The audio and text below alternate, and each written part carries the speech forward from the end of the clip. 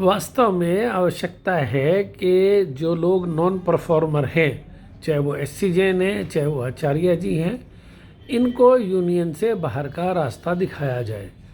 क्योंकि non performer हमेशा non performer रहता है, वो कभी परफॉर्म नहीं कर सकता। और इन लोगों ने ही विशेष रूप से रिटायरीज़ का नुकसान किया है। और ये नेगेटिव वर्किंग के लोग हैं। इन खाली कोई एक की चमचागिरी करेगा, कोई दूसरे की चमचागिरी करेगा। इन्होंने कभी ना कोई लड़ाई लड़ी है, ना कभी कोई लड़ाई जीती है। और ये केवल और केवल ऐश करने के लिए यूनियन में घुसे हुए हैं। और यूनियन का इन्होंने AIBR में 7-8 करोड़ रुपया खर्च कर डाला और अचीवमेंट जीरो है। ऐसे नॉन परफॉर्मर का हमें क्या करना है? ऐसे लोगों को आप यूनियन से बाहर का रास्ता दिखाइए।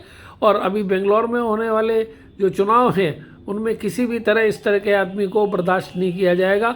और यदि आप लोगों ने ऐसा नहीं किया तो आपको आने वाली पीढ़ियाँ ना माफ़ करेंगी और ना आपको कोई पेंशन में किसी भी तरह का सुधार या अपडेशन मिलेगा।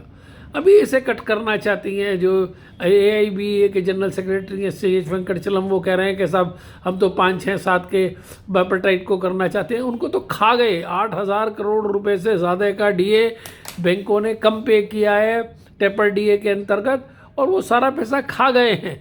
और उसका कोई लाभ जो है रिटायरीज़ को नहीं मिला। और इन्होंने कोई लड़ाई लड़ी नहीं है। और ऐसा कोई एग्रीमेंट भी नहीं है कि भाई 7th बाइपर्टाइट में कोई ऐसा एग्रीमेंट था कि फरवरी 2005 के बाद जो है टेपर DA कंटिन्यू रहेगा। वो तो सबको 100% DA मिलना था।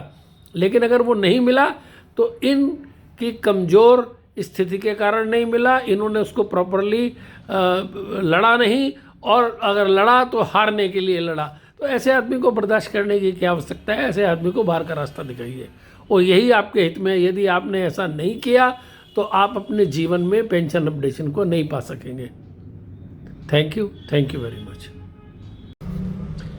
मेरे बैंक रिटायरीज साथियों, सर्वप्रथम मैं आपको आने वाले नववर्ष 2023 की शुभकामनाएं आपके लिए, आपके परिवार के लिए देता हूं। और ईश्वर से प्रार्थना करता हूं कि आप स्वस्थ रहें, मस्त रहें, आपके परिवार खुशहाल रहें, और आपकी समस्याएं इस 2023 में जो भी पेंशन संबंधी हैं वो समाप्त हो जाएं। हमारे यहाँ एक बात कही जा रही है बार बार कि सब किस यूनियन से बात करें। आपके यहाँ तो 68 रिटायरीज यूनियन है। वास्तव में बैंकों में 85% से लेके 86-87% रिटायरीज या तो AIBRF के मेंबर हैं या coordination of bank pensioners and retirees organisation CPBRO के मेंबर हैं। AIBRF में मुख्य घटक जो है वो IBA और IBOC का है, और बाकी जो coordination of bank pensioners and retirees organisation है वो स्टेट बैंक में सक्रिय है, और उसमें NCEB का घटक है। ये दोनों ही बड़ी ऑर्गेनाइजेशंस ये क्लेम करती हैं कि इनके पास 6.5 लाख जो टोटल रिटायरीज़ हैं उनमें से बैंक के 90% रिटायरीज़ इनके पास है, और जो बाकी 10% है वो शेष जो 66 यूनियंस बनी हुई हैं जो उनके सदस्य हैं। और वो यूनियन इसलिए बनी कि ये रिटायरीज़ के टोटल इंटरेस्ट को वॉच करने में, उसको प्रोटेक्ट करने में फेल रही, और इन्होंने कुछ नहीं किया और केवल रिटायरीज़ के सब्सक्रिप्शन को खाने का काम किया। इन्होंने कोई केस आज तक कोर्ट में नहीं लड़ा, कोई केस नहीं जीता। और ये जो भी केसेस लड़े, मान लीजिए 1616, 1684 का केस है, वो स्टेट बैंक ऑफ मैसूर की यूनियन ने लड़ा और CN प्रसाद जी ने जीता। उसका किसी भी दूसरी यूनियन से संबंध नहीं है। टेपर DA का केस जो कलकत्ता में लड़ा गया, और कलकत्ता में सिंगल जज और डबल बेंच, और उसके अंदर अमेंडमेंट, सारे के सारे जो है यूनाइटेड बैंक ऑफ इंडिया के जो जनरल सेक्रेटरी थे दीपेश भट्टाचार्य जी, उन्होंने लड़ा। इन्होंने कोई केस नहीं लड़ा। और इन्होंने जो केस लड़ा, जहाँ इन्होंने इंटरवेंशन किया, वहाँ पर SC जैन ने वो केस हारने के लिए किया, और इन्होंने ट्रिपल डीए जो का केस था, उस केस में जो रिकॉर्ड ऑर्डर था उसकी सुनवाई में भाग नहीं लिया। हालांकि 2.5 लाख रुपए का पेमेंट इन्होंने AIBRF के खाते से किया। और आप ये देखिए कि क्रिमिनल का एडवोकेट जो है वो आपने सर्विस मैटर में लिया। हमने इनसे रिक्वेस्ट की कि राम जेठमलानी जी 1 रुपया फीस लेके आपका केस लड़ने के लिए तैयार है, और बाकी इसमें लगभग 10 लाख रुपए का खर्चा उनके जूनियर्स और केस को फाइल करने के लिए होगा। लेकिन वो नहीं माने और अपनी दानागर्दी चलाई, और जानबूझ के चूँकि उनको केस हारना था इसलिए उन्होंने किसी भी सीनियर एडवोकेट को उसमें नहीं लिया। तीसरी ये कि जो भी चीज़ें गलत होती रही, जैसे मान लीजिए स्पेशल अलाउंस का मैटर कि साहब ये पेंशन के लिए काउंट नहीं करेगा, ऐसा कैसे हो सकता है? सुप्रीम कोर्ट ने कह दिया कि नहीं, स्पेशल अलाउंस जो है वो पेंशनरी बेनिफिट के लिए काउंट होगा। अब यूनियंस डिमांड लगा रही है कि साहब इसको जो है बेसिक पे में शामिल किया जाए।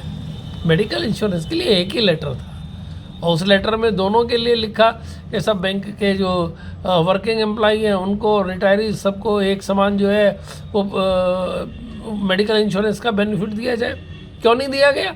केवल और केवल ये रिटायरीज यूनियन की नालायकी की वजह से नहीं दिया गया। इन लोगों ने सही मायनों में उसका विरोध ही नहीं किया, क्योंकि वो तो पैसा दिया जाना था स्टाफ वेलफेयर फंड से, और स्टाफ वेलफेयर फंड में कोई पैसे की कमी थी, तो उस अमाउंट को केवल और केवल इस पर्पज़ के लिए बढ़ाने की बात थी। उसके लिए कभी DFS ने इनकार नहीं किया। DFS ने अभी भी ये कहा कि हमने जो अपना दिया, मे बी का मतलब ये नहीं है कि साहब आप केवल वर्किंग स्टाफ को देंगे, रिटायरीज को नहीं देंगे। ये टोटल अवधारणा बिल्कुल गलत है। और सही मायनों में तो जो बड़ी यूनियंस हैं, जैसे पर्टिकुलरली चूँकि बाकी सारे बैंकों में अलग अलग मेडिकल स्कीम है, स्टेट बैंक के अलावा स्टेट बैंक में जो 7.5 लाख रुपए की स्कीम स्टाफ के लिए अलग से है, जो और किसी बैंक में है नहीं इस तरह की 7.5 लाख रुपए की स्कीम, और उसका प्रीमियम भी बहुत कम है। हमारे यहाँ तो लूट मचा रखी है। अब एक पॉलिसी ऐसी कि IBA के नाम से होगी, IBA गैर कानूनी संस्था है, उसके नाम से कैसे पॉलिसी हो सकती है? और उसके नाम से कैसे सेंट्रल बैंक या बैंक ऑफ इंडिया या यूनियन बैंक के नाम में पॉलिसी हो सकती है कि IBA account bank of India, IBA account central bank of India, या IBA account union bank of India? ये सब के सब एक चालबाजी है और अपने आप को बचाने और कमीशन खाने का धंधा है।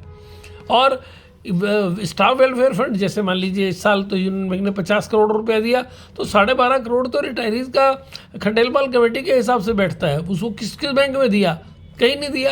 ये जो बड़ी यूनियंस है, इन्होंने सारे बैंकों में एक यूनिफॉर्म पॉलिसी हो इस बात को इम्प्लीमेंट ही नहीं किया, लड़े ही नहीं। ट्रेड यूनियन में रजिस्ट्रेशन कराने के बाद भी ये लेबर मिनिस्ट्री में नहीं गए कि हमें नेगोशिएशंस का अधिकार हो। वास्तव में ये जो दोनों लोग हैं, चाहे वो आचार्य जी हैं और चाहे SC जैन हैं, जितना नुकसान इन्होंने रिटायरीज का किया इतना किसी ने नहीं किया। इन बिल्कुल इनकी निगेटिव थिंकिंग है, और ये केवल और केवल चमचागिरी करने का इनका काम है। इन्होंने कुछ नहीं किया। इसलिए आवश्यक हो जाता है कि इन दोनों को यूनियन से एलिमिनेट, जो परफॉर्मेंस नहीं है